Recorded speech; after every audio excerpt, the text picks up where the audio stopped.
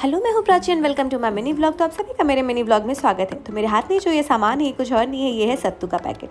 तो जी आज मैं सोच रही थी क्यों ना मैं लिट्टी चोखा बनाऊँ। तो इसके लिए मैं सब कुछ प्रिपरेशन कर रही थी। मतलब मेरा पूरा दिन इसमें ही निकल गया, मुझे खुद समझ में नहीं आया। खाना खाने में तो बड़ा मज़ा आता है, लेकिन जब बनाने जाओ तब समझ में आता है कि छोटी छोटी चीज़ें बनाने में कितना टाइम लगता है। तो मैंने बनाया था लिट्टी चोखा और ये मेरा पहला ट्राई ऐसे था कि मैं कुछ बना रही थी ऐसा, और सच में ये बहुत ही ज़्यादा टेस्टी बन गया था। अगर आपको नहीं पता है कि कैसे बनाते हैं तो do check out my channel. और जो लोग बिहार से उनको तो पता ही होगा। तो आप भी बनाइए, खाइए और बताइए कैसा है। तब तक के लिए बाय।